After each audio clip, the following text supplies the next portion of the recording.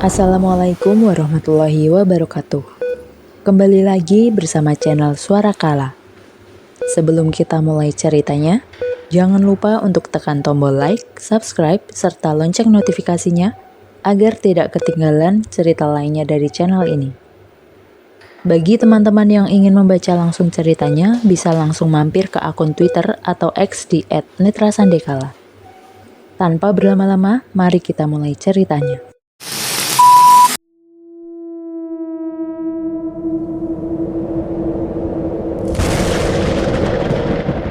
Mau kemana? Tanya Najib. Cukup lah, mau kemana lagi? Tukasku saat berbelok ke arah ladang. Kita ke rumah Basuki dulu. Setelah semua siap, baru ke Cungkup. Ujar Najib sambil menarik tanganku, tetapi langsung kutepis. Meskipun aku sudah sah menjadi istrinya, tapi masih ada penolakan untuk disentuh olehnya. Aku bisa sendiri, ujarku dingin. Najib hanya mengangkat bahunya, tak berkomentar lebih. Aku tahu rasanya kehilangan orang tua, katanya tiba-tiba saat berada di belakangku. Terus, sahutku tanpa menoleh. Entahlah, mungkin aku sekedar bersimpati padamu. Orang tuaku juga meninggal dengan cara yang sama, katanya. Itu pilihan mereka. Kalaupun aku tahu itu bakal terjadi, mungkin air mata ini nggak bakal keluar untuk menangisi tindakan bodoh mereka. Kataku penuh penekanan. Najib tak menjawab, bahkan tak ku dengar langkah kakinya. Kenapa? Tanyaku saat mendapati Najib masih diam di tempatnya. Panca benar, kamu memang tidak punya hati, kata Najib, kemudian berjalan mendahuluiku. Tak punya hati? Siapa yang tak punya hati? Kalau aku tak punya hati, mana mau melakukan semua ini? Kampret memang si Panca itu. Sesampainya di rumah Mbah Sugi, ternyata orang-orang sudah berkumpul di sana. Duk, panggil Nek Mar memintaku untuk duduk di sampingnya. Aku menurut. Segera ia memelukku erat.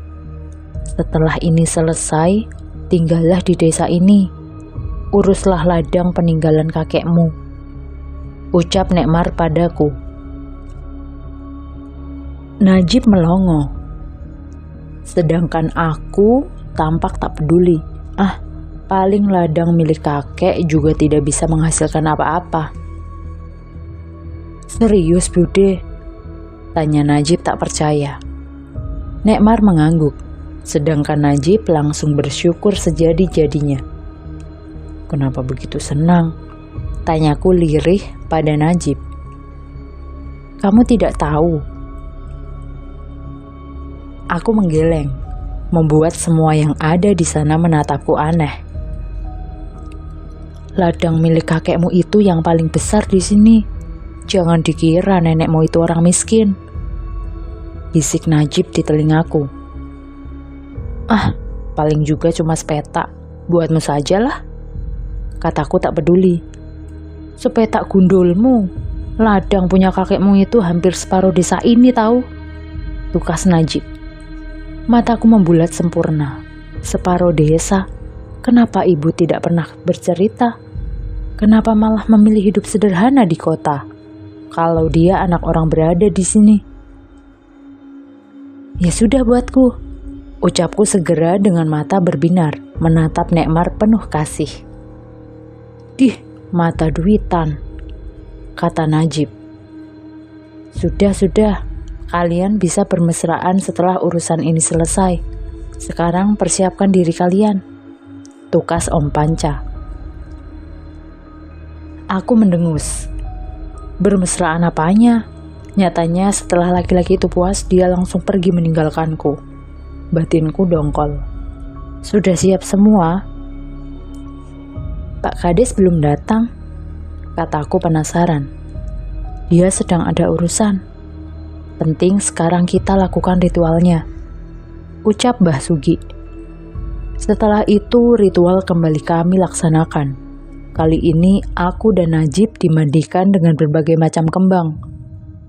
Mbah Sugi juga menyalakan kemenyan dan dupa di atas anglo dan mulai berputar-putar mengelilingi kami. Sungguh, kalau bukan karena sakti dan nenek, aku tak sudi melakukan ini semua. Sekarang, kalian pergilah ke Cungkup. Lakukan ritual serupa di depan makam dan di depan keranda. Kalau danyang itu muncul, segera berikan kain ini. Baru kalian ambil kain yang terikat di keranda itu, ucap Mbah Sugi serius.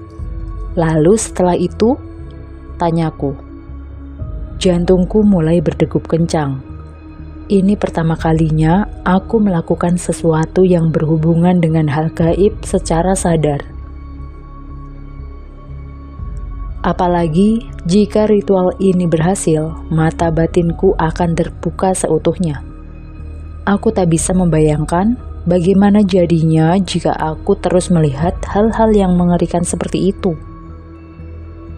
Bawa kendi dan beras kuning ini, campurkan dengan kain dan tanah dari makam itu, lalu basuhkan ke wajah kalian. Lanjut Mbah Sugi. Setelah itu menunggu Kromo Leo itu muncul dan menancapkan bambu di rumah orang yang sudah ditandai, tebakku. Mbah Sugi mengangguk. Semalaman ini kalian akan terus mengikuti demit itu. Ketika mereka berhenti di satu rumah, sebarkan juga beras kuning yang sudah kalian bawa, kata Mbah Sugi melanjutkan. Lalu, bagaimana kalau mereka tahu apa yang sedang kita lakukan? Tanyaku. Ada kemungkinan mereka bakal tahu, tetapi selama kain yang diberikan oleh danyang itu masih ada, kalian aman. Dan ingat Sita, cuma kamu yang mendapat petunjuk di mana dia akan muncul, ucap Mbah Sugi serius kepadaku. Aku memandang ke arah Najib. Raut wajahnya tak bisa ditebak. Aku tahu gilirannya nomor 2 setelah Pak Suhad. Kami berangkat dulu, kata Najib berdiri dari duduknya, sedangkan aku langsung mengikuti langkah laki-laki itu. Selepas keluar dari rumah Mbah Sugi, cuaca di luar tak berpihak. Udaranya dingin berkabut, ditambah rintik hujan yang membuat suasana makin mencekam. Kami berdua berjalan pelan, sengaja tak menyalakan senter, agar warga desa tak mengetahui apa yang sedang kami lakukan. Jip, panggilku. Kenapa? Tanya Najib tanpa berpaling. Kenapa bukan Om Panca yang melakukan ini semua? Tanyaku masih penasaran. Karena dia sama seperti buyut kita, jiwanya sudah ternoda untuk urusan duniawi.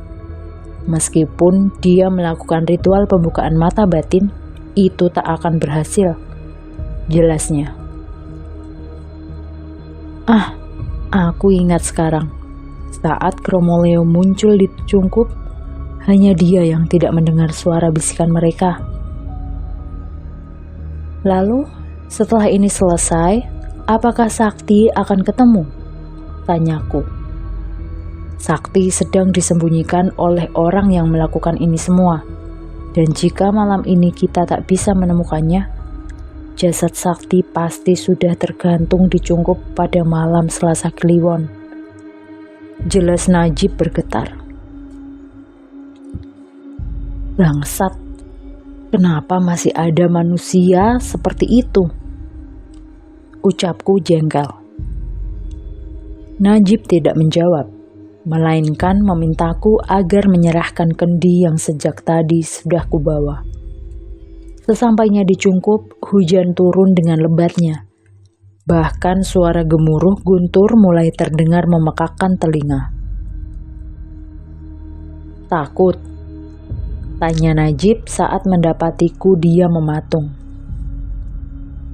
Menurutmu, Tanyaku jengkel.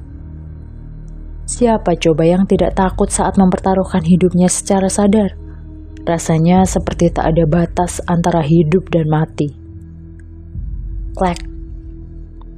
Najib membuka pintu cungkup. Langsung tercium aroma dupa yang begitu kuat. Kupandangi sekilas tempat itu. Enggan rasanya untuk masuk kembali ke sana. Ayo, ajak Najib dan segera menarik tanganku. Sekarang kami berdua sudah bersimpuh di depan makam dengan anglo dan kendi yang kami bawa dari rumah Mbah Sugi. Jelas. Najib menghidupkan dupa dan kemenyan. Aroma khas dari benda itu langsung menyeruak hebat di seluruh ruangan. Entah ini hanya perasaanku saja, tetapi kenapa udara sekitar terasa begitu sesak? Tutup matamu, biarkan pikiranmu kosong. Rasakan saja semua yang keluar masuk di pikiranmu. Kalau dan yang itu muncul, jangan lari. Ucap Najib. Hah? Menutup mata? Tidak. Itu salah satu hal yang sangat kuhindari saat ini.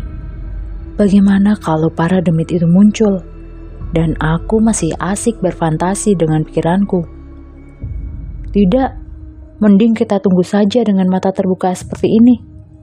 Ujarku menolak.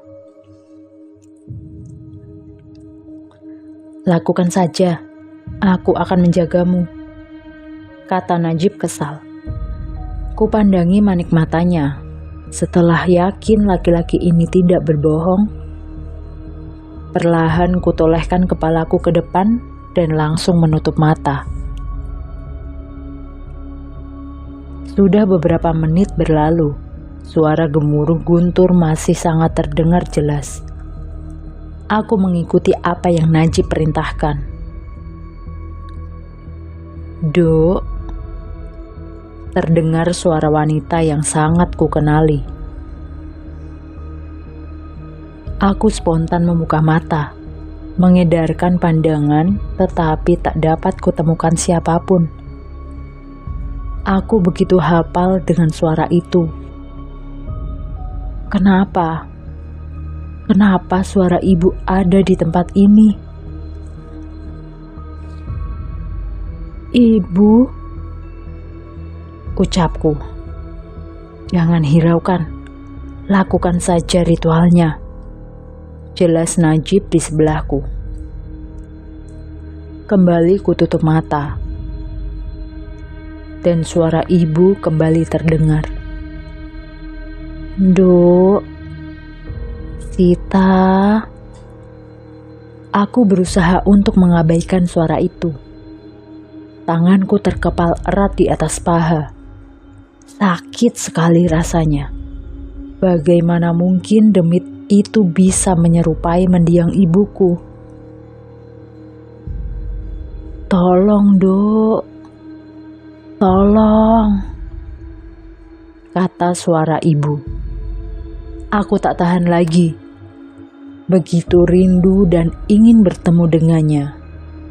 Dan aku kembali nekat untuk membuka mataku. Namun itu adalah penyesalanku.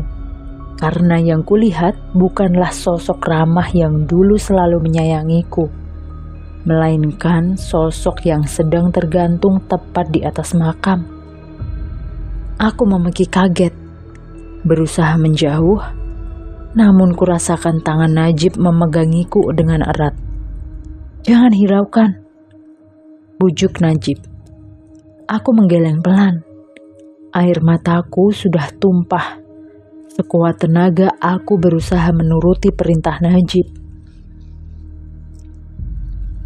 Kenapa harus memperlihatkan sosok ibu? Kalau para demit itu mau menguji mentalku, biar tunjukkan saja wajah rupa kalian yang paling seram. Tapi jangan ibu. Batinku muak. Lambat laun suara itu pun hilang. Suasana kembali sunyi. Sekarang yang terdengar hanyalah suara gumaman dari arah Najib. Entah apa yang sedang ia rapalkan, aku pun tak tahu. "Sita," panggil suara perempuan lain. Aku tahu ini Ratih, tapi aku masih takut jika itu hanyalah jelmaan sosok lainnya. "Sita!" Kali ini suara Ratih terdengar seperti membentak. Kaget, aku pun membuka mata segera. Sialan, kenapa mesti membentak? Aku kan masih bisa mendengar. Dasar demit sialan. Aku mengerang lega. Meski Ratih bukanlah manusia, tapi rasanya ada ketenangan yang memancar dari sosok itu. Aku hendak memberitahu Najib, namun saat aku menoleh ke samping, tak kudapati laki-laki itu. "Jib," panggilku, namun tak ada sahutan. Kemana perginya manusia itu? Dan sejak kapan dia pergi? Dasar pengecut. Kembali ku tengok ke arah Ratih yang masih sibuk menyisir rambutnya dengan tangan kiri, sedang tangan kanannya mengacung ke arah ujung ruangan. Ku ikuti arah yang sedang ia tunjuk. Seketika aku memekik tertahan. Ingin sekali rasanya pergi dari tempat ini. Bayangkan saja, kejadian seperti malam lalu terulang kembali. Kulihat beberapa kepala manusia terjejer rapi di depan keranda. Aku terus mengedarkan pandangan mencari keberadaan Najib. Tak perlu kau risaukan laki-laki itu. Sekarang, ambil kain itu, ikatkan pada masing-masing kepala. Setelah itu, campurkan dengan tanah makam ini. Ucap Ratih padaku. Aku meneguk ludah. Gila, mengikat kepala. Lihat saja kepala-kepala itu.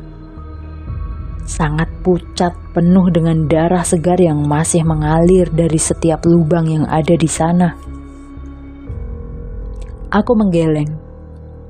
Tidak, aku tidak bisa melakukan ini semua. Segera aku telehkan kepala ke arah Ratih, meminta agar tidak usah melakukan itu semua. Wanita itu hanya menatapku dengan pandangan hampa, seolah dia hanya meminta bukan memerintah. "Mbak, tolong." Aku menoleh ke samping. Kini kudapati wajah sakti yang menitikkan air mata. Beberapa kali matanya berkedip, seolah meminta pertolongan. Lakukan atau mereka mati. Semua terserah keputusanmu. Ratih berucap sembari mengulurkan kain putih yang ia genggam. Gemetaran, aku mengambil kain putih di tangan pucatnya. Setelah itu, dalam sekedipan mata, Ratih sudah hilang entah kemana. Dengan napas yang memburu, aku melangkah menuju ke arah meja kayu di ujung ruangan. Pertama Pak Suhar. Dengan tangan gemetaran, ku angkat kepala orang tua itu. Aku tak tahan. Kenapa darah bisa terus mengucur deras dari kepala ini, padahal sudah terpisah dari tubuhnya. Segera ku ikatkan tali putih itu. Seketika mulut Pak Suhar terbuka dan menjerit keras, membuatku terjengkang saking takut dan kagetnya. Terus saja ku perhatikan, saat kepala itu memberontak dan akhirnya berhenti, matanya pun kembali tertutup. Kini kulihat kepala Najib. Wajahnya juga begitu pucat. Bibirnya sudah membiru. Aku menggeleng. Tak kuat rasanya aku menghadapi semua ini. Bibir itu yang tadi siang mengecupku. Bagaimana bisa aku menatap penggalan kepala suamiku sendiri seperti itu?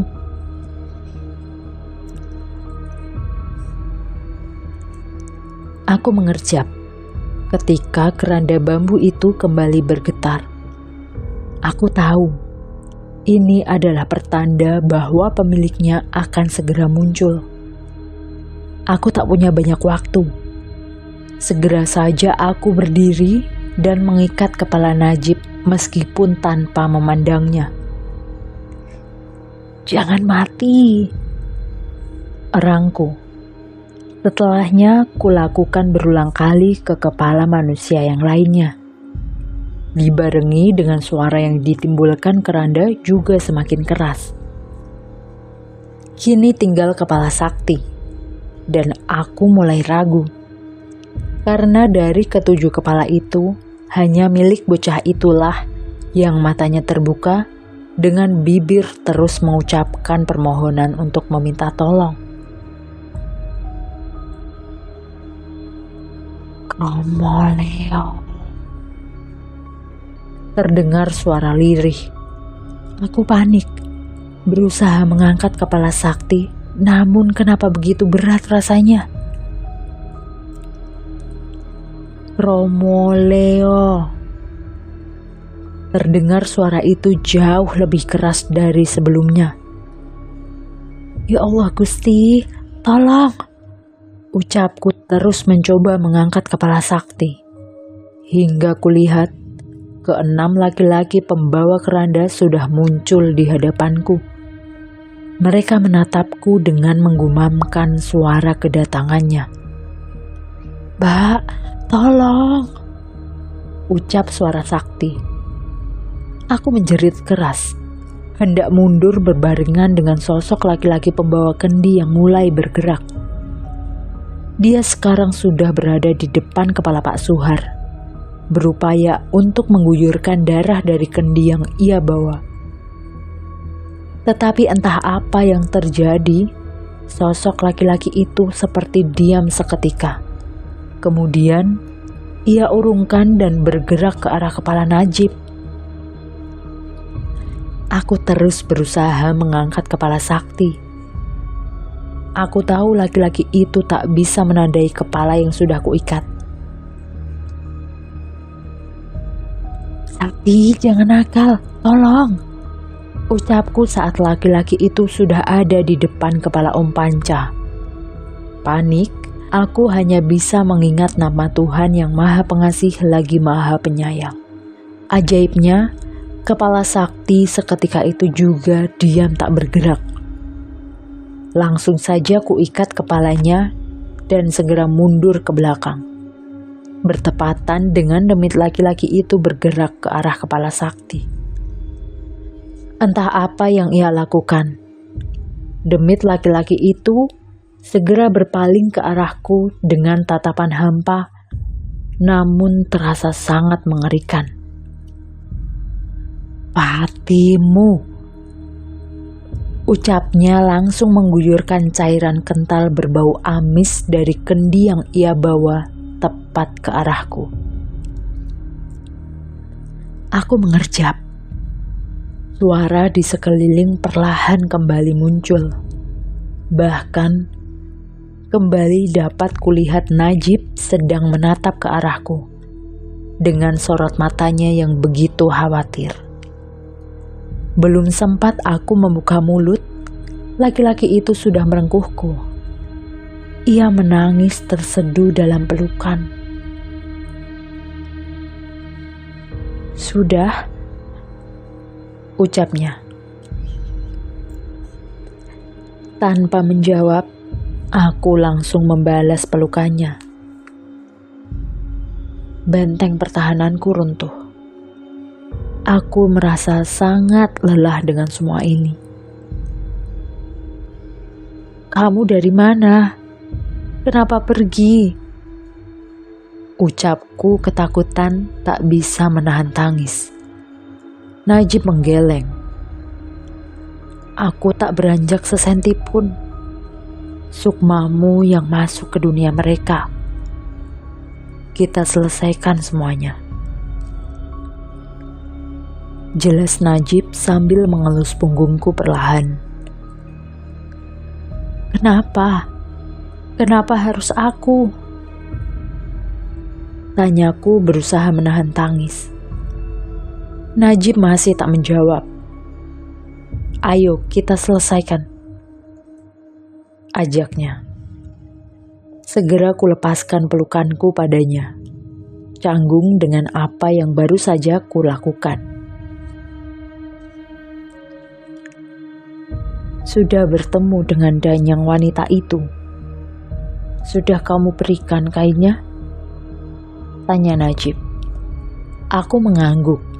Segera berdiri, tak lupa mengambil segenggam tanah dan berjalan ke arah keranda. Ku ambil kain yang mengikat di ujung keranda.